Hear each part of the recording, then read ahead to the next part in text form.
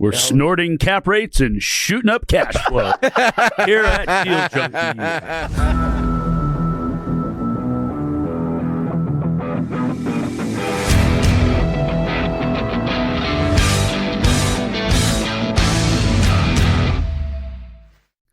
Welcome back to Deal Junkies.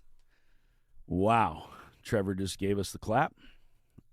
That means we're ready to get started. I'm Gabe Johansson. I'm here with Trevor, Mike, and Dane, and we are going to take we're going to take a run at talking politics, which is a hard thing to discuss in today's world.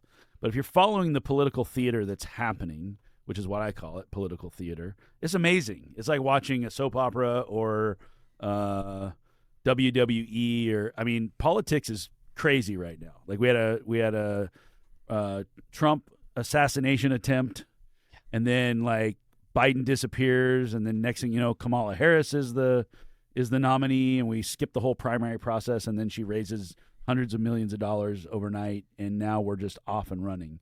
Kamala versus Trump. So what is going on in the world today? How does it affect us as deal junkies wanting to do deals? Does it affect us at all? It's an interesting topic. Everybody argues about it. A lot of normal people just don't want to talk about this because we just don't want to have the argument. And I think a little bit of it is and maybe a lot of it's just a distraction for us. So I'm going to stay focused on doing deals and not on politics. But I do believe that it's important to stay aware of what's happening in the world around us. And my word, it is nuts right now. And we're going to watch Dane and Mike fight about it right now.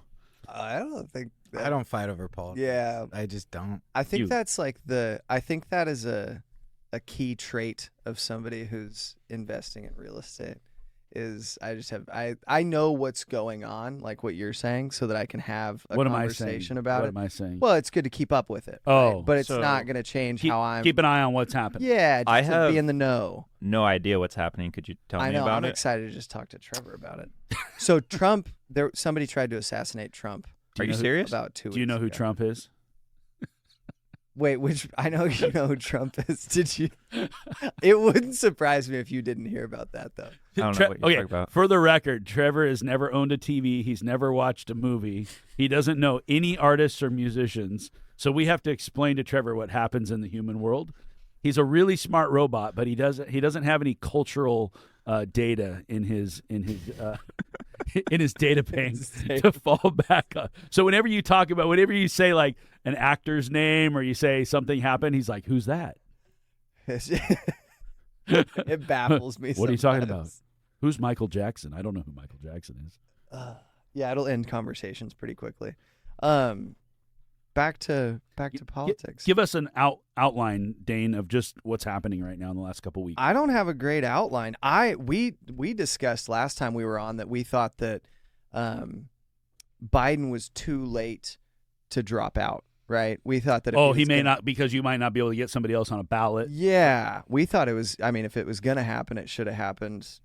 December of last year. Well, this is why RFK couldn't be part of the debates, is because he didn't have enough ballot access, right? Mm-hmm. Mm-hmm. So ballots were a thing at least like a month ago. And then we skipped that portion. Biden dropped out like a week ago now. Yeah, like a week ago. Yeah, like a week We're ago recording now. this July 26th. I think it happened Let's about just a week ago. segue. Let's revert back to our ego episode. Oh, yeah. Let's just reflect on the fact that our country as a whole is just reeling because of two majorly weak egos. We had one weak ego that couldn't drop out of a race due to lack of competency well ahead of time when everyone knew he should have. And so now the Democrats are reeling because of that weak ego. We have the Republicans who are reeling from a weak ego that couldn't give up power on January 6th. And so now they're struggling with that issue and all the other weak ego things.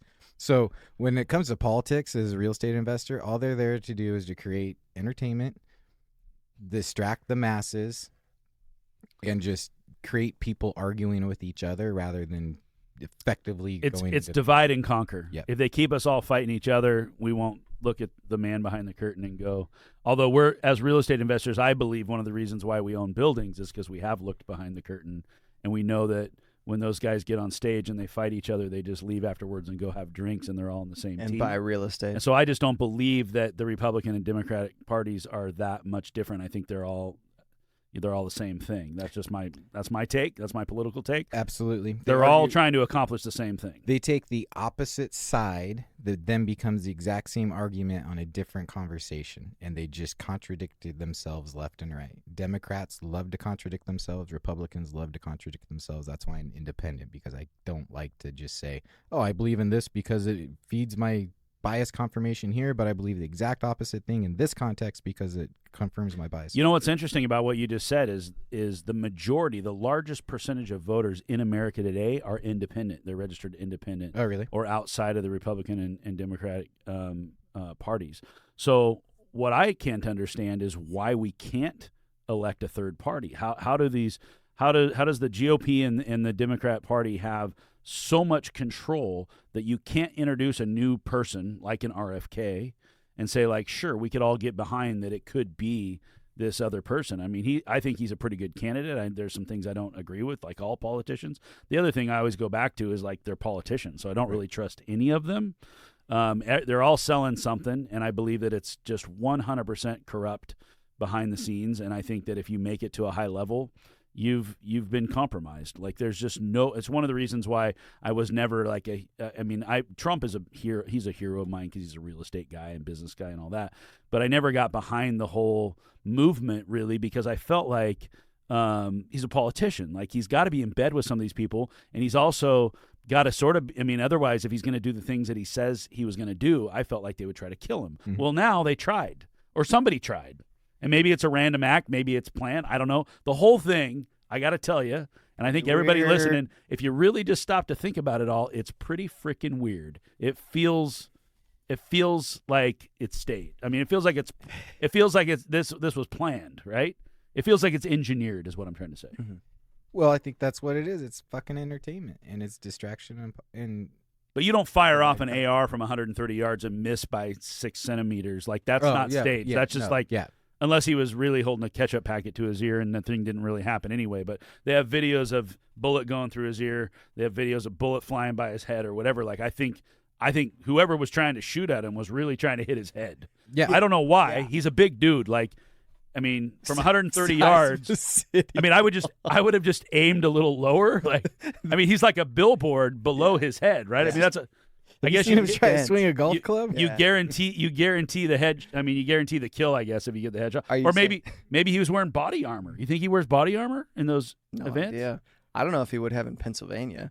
He probably does when he's in California. So anyway, they didn't kill him, but it's weird, and we don't know what's happening. Mm-hmm. And the political world. So how does the political world affect us as real estate investors? Mike says it's just economics. All it comes down to is economics, and our president has they're going to pick a new Fed president, whoever comes in. They have so little control over economics. They have little, like, all we typically argue over is government spending, right? You know what we're arguing over? Like 5% of the fucking budget. Like, the discretionary budget that they argue over is such a small percentage of the budget. 5% is way too small. I don't know all of our money from a government spending standpoint is typically committed.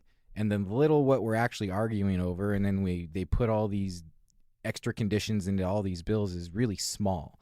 And so it's just this big argument that ultimately doesn't matter. And we give the president so much credit when they don't deserve any, and we give them so much hate when they don't deserve any. The easiest way to point to that is, how much did the stock market go up when Trump was his 4 years? A lot. 70%. How much did the stock market go up when Biden was his 4 years? A lot. 70%. Yeah, but Biden was just riding on Trump's coat. I know. Yeah. But Biden or whatever, because the other was it Obama before Trump? Like, I don't. Okay. I don't care. Yeah. I gotta ask you guys a question. This is a serious question. Why would anybody want to be a politician? There's a lot of money. I was just gonna say, because they all become I thought they wanted to be public servants. Yeah, well, they wanted to help us. They make 200. I think some people do. I think there are some politicians that truly want to be public servants, but not at that level. At least it starts that way. Yeah, yes. At the like and city level. This is exactly why I got out of it, because when I was on the Rental Services Commission, what I saw was it was very clear who was trying to get higher in the government. It was absolutely clear, because it's politics, and they politic, and they create scenario. Like, watching some of these tenant advocates that wanted to get to city council, the choreographing, bringing all these people in to do testimonies. At one point, there was this huge hit piece done on one of the other landlords that was on the commission that then was announced in a letter written by the leader of this commission. It's just disgusting what happens in politics because self-interest. Now, once you see, okay, I got in it for the good, but the only way to go further, and then you sell a little bit of your soul to get a little bit further, and then a little bit more of your soul, and a little bit more, and then before you know it, you're like, who am I? Do you know who wrote the rent stabilization bill for Oregon? No. Was it Kotek? Tina Kotek. Tina Kotek is a developer's friend. She became our governor. Yeah. And we became the first state to have rent stabilization statewide. Yeah, she's interesting because she makes it really hard to operate as a rental operator in that regard, but she also understands that we do need to create supply and we want to be developers, and so she's tackling it the right way from the supply creation side, but the question is how much is she undoing it from the restriction side. I was going to say, I think that you when you try to disassociate those two, you can't. So it's like, yeah, I fixed this thing, but I hurt this thing so bad that it hurt this thing. But we're only going to talk about the things that we fixed. Yeah, nobody wants to be here anymore because this side's so hard, right? And so even though the supply creation is, she said like she wanted to make like 20,000 new housing 35,000 in the next like 35,000. Yeah, 5 years or something. But then she puts this bill in place that makes it so that nobody ever wants to buy. Well, one was before the other. One was 5 years before the other. Sorry. Yeah. But this one's in place. But this one's getting adjusted now. Yeah. Right? Because if it was still 7% plus CPI, nobody ever cares. Okay, so another question. Does rent stabilization give us more inventory or less inventory in Oregon? Less. Why? Because the long-term horizon in the investor's eyes is worse. Anytime you restrict capital, you're going to get less flow of capital. Yeah. Supply comes from flow of capital. So when she says I want 35,000, they want houses. That's units and houses. That's that's multifamily and homes. So where she's coming at is, okay, so we created the rent stabilization, so we slow down the flow of capital into our market creating supply. And when they created that, they tried to do a 15-year carve-out for new construction, and their assumption was, well, that would work and we still have supply building. On the other side, well, we don't have enough supply, so now we need to manufacture money because it's slowed down in the economy, so let's create new buckets of money and then give it away to get the volume of money we need for supply creation back into our economy. It's called manipulation. It's smoke and mirrors. Why do you think we can print money? Because we have smoke and we have mirrors. We need to slow this down over here, yes, so that we can find the flow of money to come in where we want the flow of money. Yeah, and then the people in the middle just get caught based on the demographic they're targeting at the time. What's interesting is after they introduced it, things sort of slowed down and rents weren't going up as crazy, and just kind of naturally, I think. And then we got a whole bunch of units over the last year, and now it's really hard. It's a lot harder than it ever has been, for at least in my career. In your neighborhood because of the cycle. It's hard to rent units. There's a lot of vacancy. We're doing concessions. We're lowering rents. It's a tough time to be a property manager. Also because rent increased so rapidly over the last 2 years. And so where we were buying deals during COVID, and you'd underwrite a deal and go like, I'm underwriting this at $1,200 for a 2-1. And it'd come in and at the next $1,395, $1,495. Yeah, we'd get $1,400, and we go, wow, that's really cool. And then we'd say, but I don't know if that's going to last. And now it dropped back down a bit. It dropped back down to $1,250 or whatever. Like we lost the froth and we went backwards. Like we went back to what it was. I feel like we lost 3 or 4 years worth of gains. Like it spiked and then went back, and now we're just starting at ground zero again. Yeah, and that's the supply demand and effective purchasing power ratio working out into a marketplace. I just toured, had a great tour with a friend in Portland who's built hundreds of units the past few years, and he's got entitled land ready to go. And in the discussion, and he's at, we're going to be short of rental units in 3 years. We'll be short of rental units next year. Yeah, I think that's what he said in 2025. 2025, it's going to shift again. So if you're listening and you're trying to rent something, go rent it now because you can get it cheap. But next year we're going to have it's just going to happen at the flip of a switch where we're going to go from oversupply to undersupply, and everything is going to change. We won't know what day that happens. I can already see the writing on the wall, though. So is that because more people are moving into Oregon? No, because supply is getting absorbed. The pipeline. By who? by it takes, you build units and then you have to absorb it into the economy. And that takes a period of time. And until it's absorbed, you have an artificial level of supply. So once it's absorbed, that artificial level of competition. Where are these goes people away. coming from, though? Because they're leaving All over. something else. They're coming into Oregon. They're in Oregon, So moving from there's old unit to new unit. Okay, so here's the thing: is as a general rule, if we look at a longer timeline, Oregon has very, very little risk of being overbuilt. They can build a lot of units and we're not going to be overbuilt. The problem is we got too many units at once. Mm-hmm. So it isn't just like, oh, we need 50,000 units. You can't get them all right now. It has to happen over time, right? And so, yes, we have a shortage. Otherwise, Tina wouldn't want 35,000 more units, right? But then, again, we come out in Salem with 1,000 doors, but we come out with them all in one. Does she want 35,000 more units because we have a shortage, or because rent's too high, and if you supply more units, now rent? Exactly. She doesn't Supply know and why. demand. That's the problem with politicians, is they don't know the details on why. They just say 35,000 units. The problem is she needs 35,000. She needs 20,000 units at the 0 to 30% MMI. She needs 20,000, at the 0 is at 30 to 60, and she needs like 500 at the market rate. So what does it mean we're short on units? We have too many people and not enough housing? What does it mean yes. to actually be short? We have- And how are we at that? People are just sharing units and want to live elsewhere? Because there's vacant units people could take. So HUD did a study about a year ago, and they came out and they said that Oregon is the most underhoused state in the United States, meaning just based on our migration trends, based on our population, we need a certain amount of housing. We don't have it. It's what drives the value up. This is why you get appreciation. How do they measure coastlines. that, though? Is it like per square foot, No, it's per unit? It's per... households and housing units. That's the math. How many households do you have? How many housing units do you have? And then they'll change that to owner-occupied and tenant-occupied.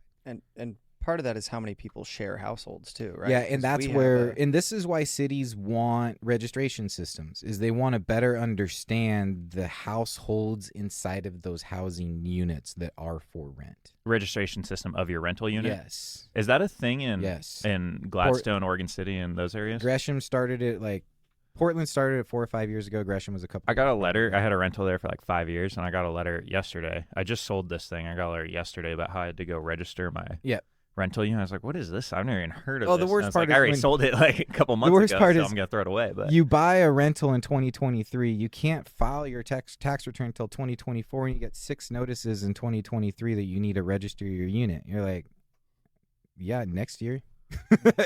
When I file my tax return, that's how it gets registered. It's stupid. So regardless, we have a housing shortage, and don't know. right now, currently, you don't think we do? I don't know. So I mean, vacancy is an essential At the component. moment, we don't. Otherwise, everything would fill right up, It would- right? Yeah, like if you're not achieving the rents and you're having these vacant units that people won't move in, is Okay. there truly a housing shortage, or you just have really shitty units? people No, don't no. want? Vacancy is an essential component to economics. You can't have mobility without vacancy. If you don't have mobility, prices skyrocket. So we have a healthy market is 5 or 6% vacancy. We've been running at 1 or 2% vacancy for years, which is why the rents went up. Now today we're running at 5 or 6. I mean, our SMI runs our portfolio at about 5%. Others are maybe higher, but I think the city as a whole is about 6.6%. Who's the one who runs the one that you're buying at 30% vacancy? the property? Oh, never mind. That's not a company. That's a deal. That's an individual. running that's an individual property. Okay. Yeah. You just can't get away from Let's make deals. enemies. Like what? What is I'm just that? curious. ABC Property Management. Yeah. is doing a poor job on that building. So there is a shortage because just we got too much supply at once, and there's only so many people right at this moment looking to move. As that supply fills up, what you have to look at is the development pipeline. You got to look at what's coming out of the ground, and because of raising interest rates and lack of sentiment and all the other things, you don't have the projects coming out of the ground in 25, 26, 27 that you had before. Now, that may shift, and they may throw a lot of money into that bucket. You may get what you'll get is They won't throw money into market rate housing. No, what you'll get is big 500 unit LIHTC, HAP contracts, and all these different programs that they use to get lower income people into units. That is where the money will flow. So you may not have as many market rate units for the next who knows how long. But they're exacerbating the housing shortage by not promoting all developers to build more housing. We need all types of housing. Agreed. And they're just trying to say, like, we need more money for these low-income housing. Dane's got something to say. Absolutely. No, it's And the that's- biggest issue. And Texas is such a good example of this. I just wish people would So Texas is like the biggest freaking populated state we have, and their real estate is a fraction of what ours costs. Why? It is a free market. Texas allows real estate to be a free market. They don't put in any artificial controls from income limits, from zoning code, from development code. They allow developers to create housing based on the need that's there and the economics that's wrapped around it. And it's when you artificially restrict stuff that then supply gets restricted and then prices go up. And when you do that in a place where people make good money and they want to live, then prices go up faster. We all have something to say at once. No, he's absolutely right. You guys go. Well, I was curious. So politics affects, the only thing that you care politics affects is interest rates is one, and then rules and regulations. Well, I mean, of course, we could all become rich, and then, like, they drop a bomb on us and we're speaking Chinese next year, and that would suck. So there are other reasons besides deals to think about politics, right? But in the world of real estate. But even at the end of the day, like, okay, so we get bombed and we get blown. We have no control over that. So here's my whole thing.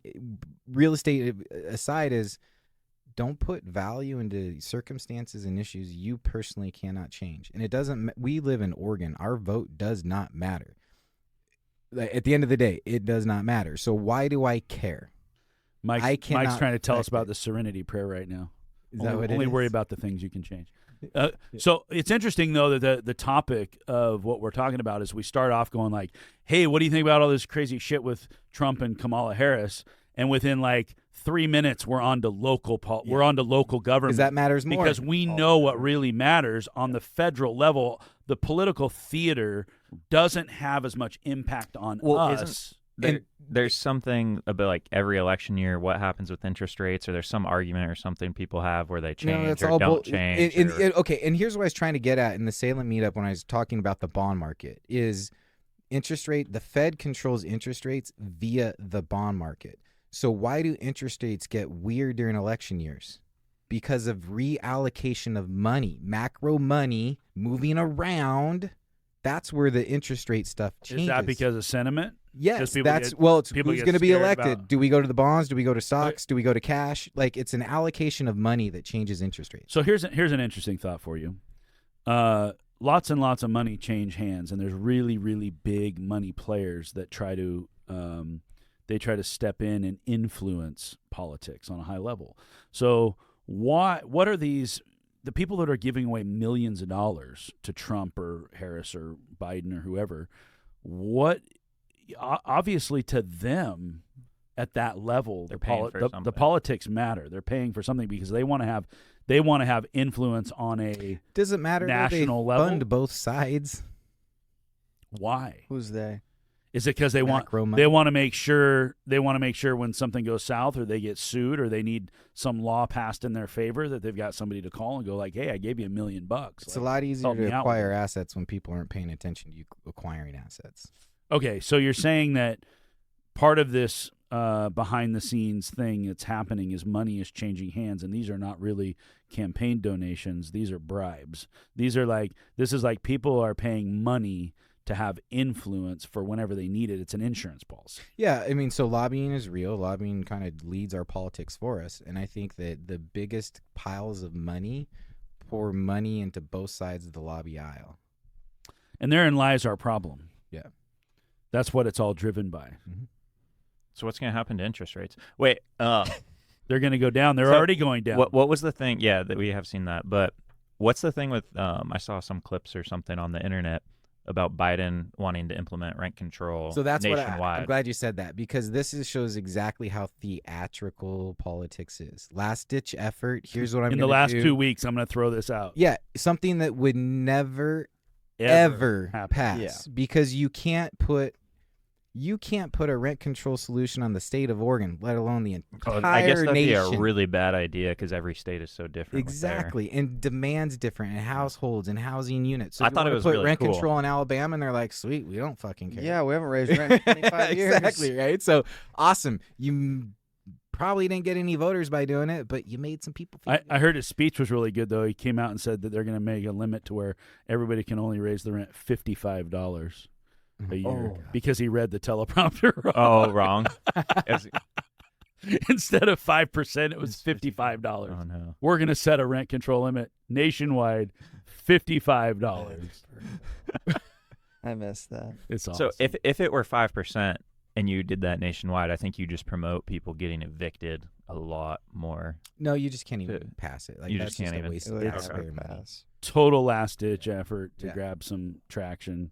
It was a Hail Mary. Yeah, and if you try to pass that as like a country, states wouldn't follow. I think when a lot of people like that are renters. Like, Sure. I mean, not if they No, know the truth. because that's only a hot button issue in the freaking markets that already vote Democratic.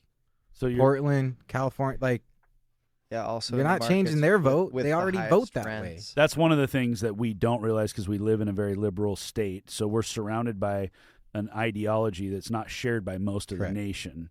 And so we live in probably the epicenter of, left thinking and environmentalism and things like that. I don't know. I think we're close. Portland, San Francisco, I don't know. LA. Somewhere on the West Coast, we're all part of The that. same, yeah. And so we're, we don't get it as so much involved in that sort of thing, but it definitely affects us on a local level for sure, because we're affected by some of the environmental laws and we're affected by the policies that are put in place around this thinking. So I think that, going back to Tina Kotek for a minute, like I think that every move she makes has to look anti-landlord. So like the rent control is to get her base. It's to get my base, and so we're gonna, we're gonna make sure your rent doesn't go up too much. On the other hand, we're gonna throw a whole bunch of money at developers who will build something for lower income to people. expand your appeal. And so clearly, Tina is not looking for our vote. She does not want the real estate landlord's vote. She established her base through the rent control, and now you give money to developers or you set your base with the rent, and then you can expand it. Like she's got her base, she doesn't. Now you just slowly pull some people in. Well, your base is the everyday lower than average median income. Yeah. Hoping that. So I mean, and that ends up happening. That happens in highly populated states. They turn blue because you have a higher percentage of low-income earners that want subsidy. They want programs and things like that. They're renters, yeah. But even just like to your point, local politics, go no further than Portland, Oregon to see how important local politics are. Because Tigard, Hillsborough, Beaverton, they all had COVID. They all had the same shutdowns. They just dealt with them differently. And Portland exited to those. So the closer we get to where we sit today, with the city, at the city level, the county level is most important. Yeah. And if you're somebody who gets really fired up about politics, maybe you should get involved and go make some difference in the world. But once you start getting up from a state level, it affects us even less. Once you get to the federal level, we're just watching theatrics. Do you know it would be a fun experiment? What? So Dane's in one of our units / his units. He's a renter to himself. He owns it. He bought he's that a renter fourplex. to himself. He pays the property manager to live in his my own goodness. fourplex. But the landlord's charging my electricity bill back to me. So he's a really low rent. He should raise his own rent, or we should raise his rent over the 10% and have him send in a complaint and see how the process works. Oh, I can tell you how the process works. How does it work? Have you seen it done? Gabe manages 5. Yeah, but no one. Units. Yeah, but they don't. Well, let's figure it out. let's do a test run. Let's give him a 40% increase and see what happens. Well, first off, only for Trevor's economic benefit. Trevor doesn't care. It's a thought I experiment. want to see how it happens. Well, yeah, I mean, he could sue us and do all the other stuff. I'm gonna sue me. All right, I gotta go. We gotta wrap this up. Sorry. Mike's gonna go do a deal. I am. I'm touring a big landowner Said around 12:30. a lot of our projects in the hopes to trade builds for lots. You want lots, or you're Yeah, trying they to get own a rid lot of lots? lots and they don't build, so they Okay. want to trade buildings for lots. So they give us a lot and then we build them something somewhere else. Do you have anything that an apartment complex could be built on? Of course. Could we partner with you on it? Sure. Let's do it. I got a great property for a big 70-unit light tech project. Yeah. Oh, and we can get some government money for that. There you go, guys. We just solved a problem. We just found a deal talking about politics. Let's do 72 units of light tech. All right, I'm in. All right. I'm in.